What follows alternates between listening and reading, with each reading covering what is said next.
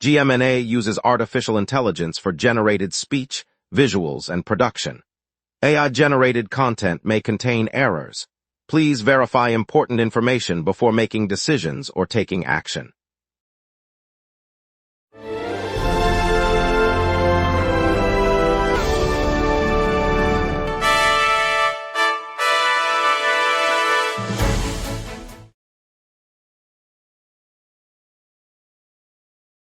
Good evening, Montreal. Our top story tonight. Artists fear the historic Mile X studio at Beaubien will vanish under redevelopment, while Hema, Quebec kicks off a province-wide summer blood drive.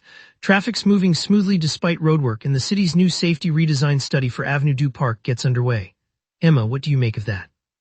The Franco's Festival kicks off today, June 13th, presenting 10 free concerts across Montreal from June 12 through June 20, celebrating French language music and culture. Concerts will be held at venues including Place des Arts, Parc Jean-Drapeau, and local community centers, each featuring emerging and established francophone artists. All shows are free to the public, with family-friendly programming and multilingual information booths available to guide attendees throughout the festival week. All right, let's get into it, starting with tonight's headline stories and the latest updates across Montreal, including arts, health, and community initiatives.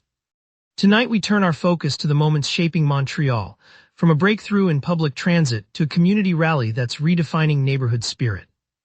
Artists in the Mile X district are sounding the alarm today over a redevelopment proposal that could displace the red brick studio complex at 435 Beaubien Avenue West. The building, located on the corner of Beaubien and Durocher Street, has served as an iconic hub for creators for many years, offering affordable workspaces that nurture the neighborhood's vibrant art scene.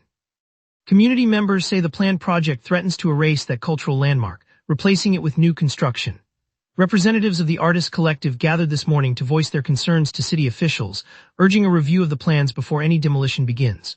The redevelopment, still in its early stages, has sparked a broader debate about preserving creative heritage amid rapid urban growth in Mile X.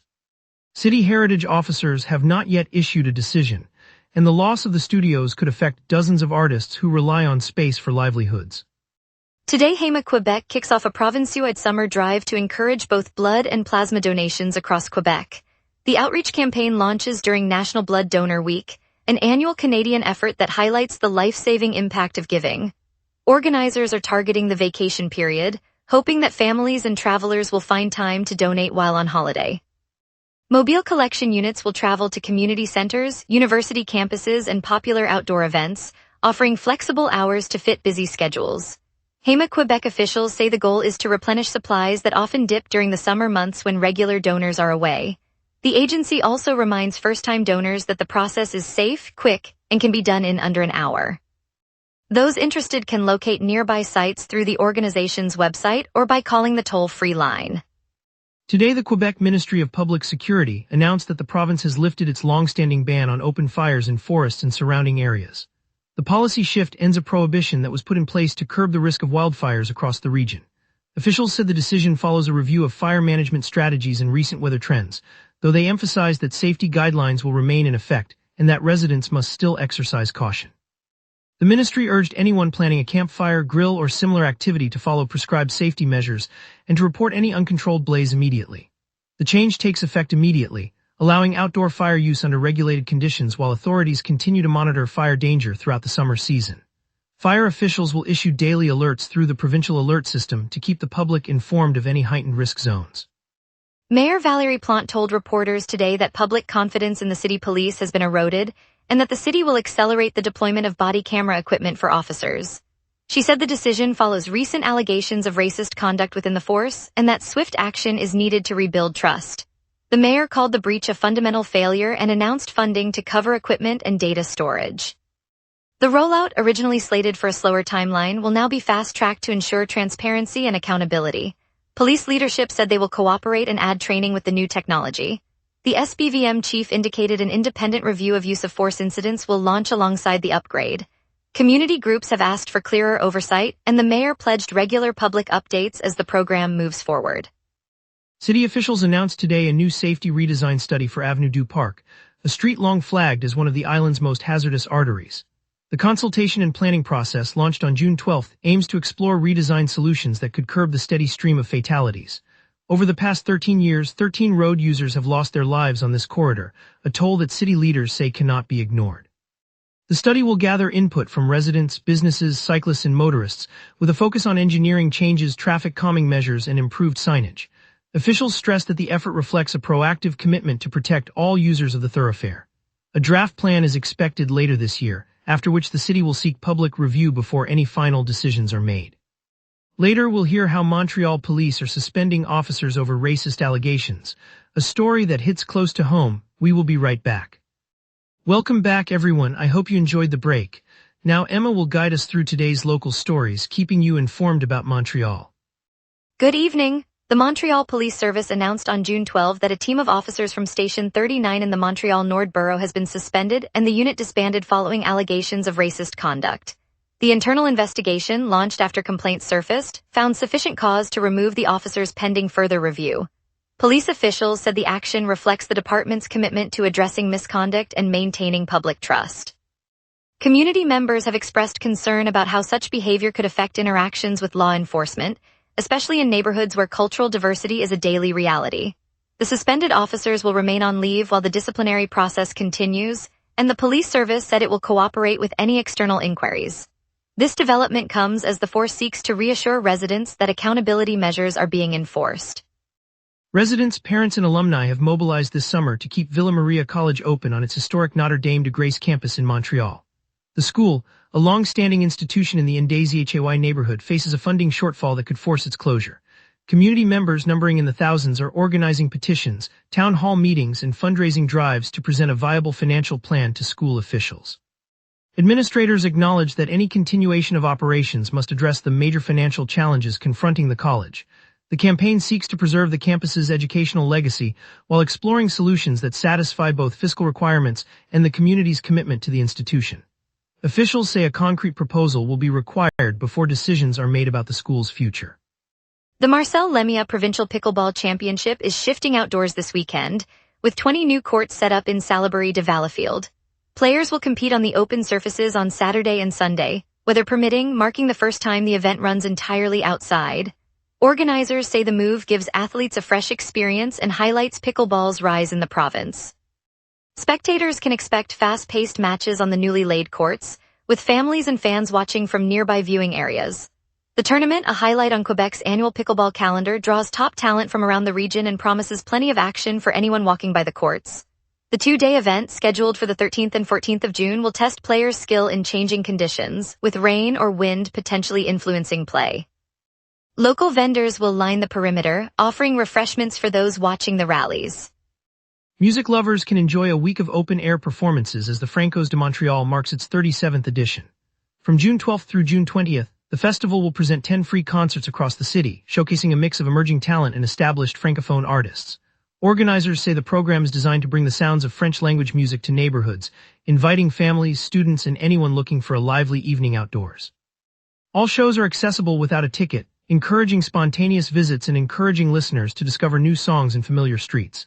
By filling local streets with live melodies, the festival invites neighbors to pause, enjoy a shared cultural moment, and feel the pulse of the city. The event continues the annual tradition of celebrating francophone music, turning parks, plazas, and community spaces into stages for shared moments. Organizers hope the accessible lineup will draw both longtime fans and curious newcomers, adding a soundtrack to daily walks and weekend outings.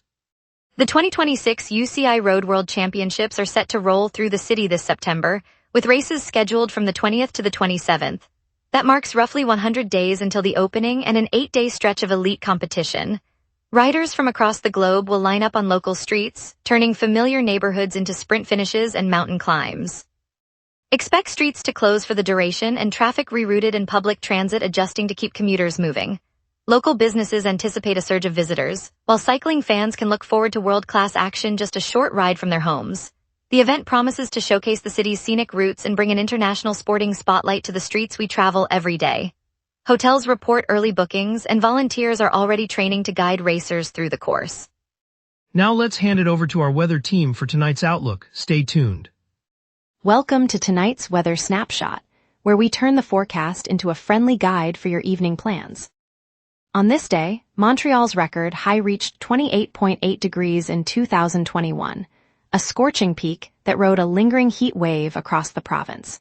The record low sits at 7.2 degrees, set in 2020 during an unexpected cold snap that surprised even seasoned locals. By comparison, our climate normals for mid-June hover around a high of 27 degrees and a low of 15 degrees, so today's temperatures sit comfortably between those historic extremes.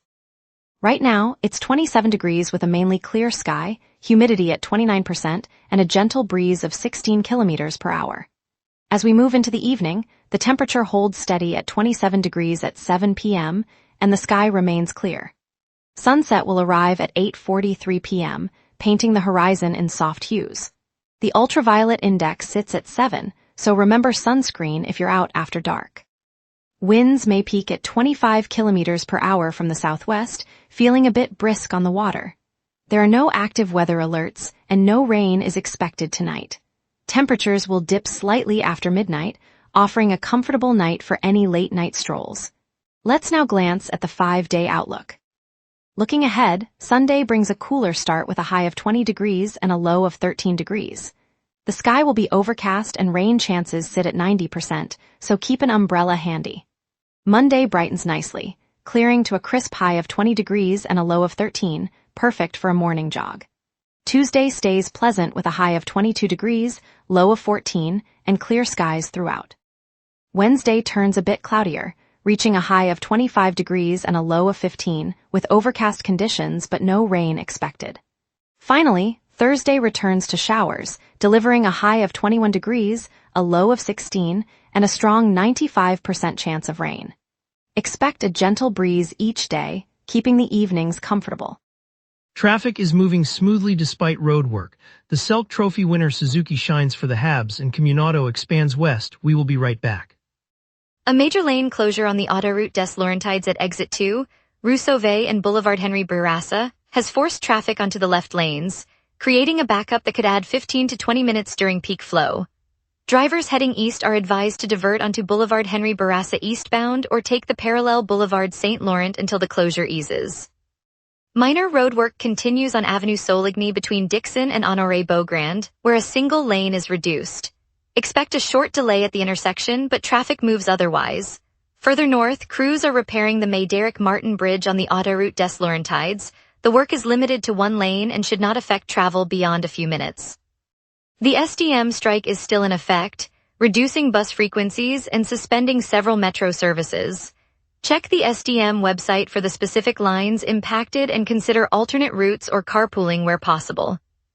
All other major routes, including the downtown core, the Descartes and the Villeray-Saint-Michel corridors, are clear, and we anticipate a generally moderate afternoon flow. There are no verified listings available for this segment. And now here's Jason with sports.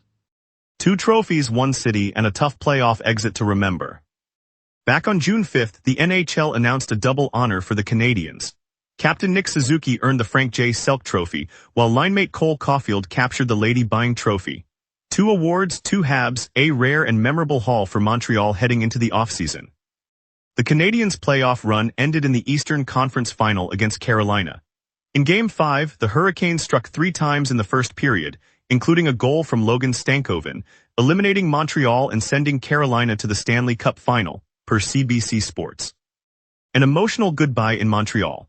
Brendan Gallagher, described by CBC Sports NHL as the longest-serving Canadian, announced he is moving on from the only NHL franchise he has ever known. Gallagher said it is time to, quote, find a new home, closing the chapter on a lengthy career in blue, Blanquette Rouge. Comunado is planting its roots in Montreal's West Island, joining the REM light rail corridor with a bold expansion. The car-sharing fleet will grow to roughly 1,100 vehicles, including 200 flex models that roam the streets and 900 station-based cars stationed at new hubs in Dorval, Latching, and Nuns Island.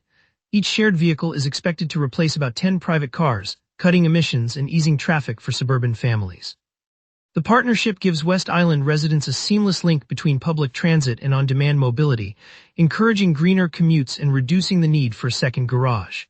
It's a reminder that sustainable travel can start right at our doorstep, strengthening the community one ride at a time. And don't miss our feel-good spotlight on the Franco's Festival's 10 free concerts lighting up the city this June. Staying tuned. In the heart of Old Montreal, near the bustling market on St. Paul Street, Loto Quebec has launched a quiet, hopeful search. The agency is asking anyone who might be holding one of three $1 million tickets or the rare lifetime annuity to step forward. Imagine a retired schoolteacher, Madame Levesque, carefully slipping a faded ticket between the pages of her beloved poetry book as she sips her evening tea on the balcony overlooking the St. Lawrence. Picture a young mother at a neighborhood bakery, the crinkled ticket tucked beneath a croissant, its silver sheen catching the morning light. And think of a community soccer coach, Monsieur Tremblay, who keeps a lucky slip in the pocket of his whistle-laced jacket, dreaming of a future for his kids. The call has sparked a wave of kindness. Neighbors are sharing stories, posting reminders on community boards, and even the city's tram conductors pause to ask passengers if they've seen the elusive tickets. The real prize, however, is the renewed sense that a city can rally together, looking out for one another. We'll keep watching for those moments of joy that bring us all a little closer together. On a June afternoon in Old Montreal, clouds rolled over Rue St. Paul as meteorologists warned of severe thunderstorms with winds, lightning, and hail. When the first drops fell, residents stepped onto porches, watching the sky darken while coffee scent drifted from a nearby cafe. Rhythm of rain on the cobblestones echoed through the alleyways. As hail tapped the wrought iron railings, volunteers from the community center spread orange blankets and lanterns, creating a shelter on square. Emma, you can see how quickly the neighborhood rallied, offering a warm cup and a listening ear to anyone left without power.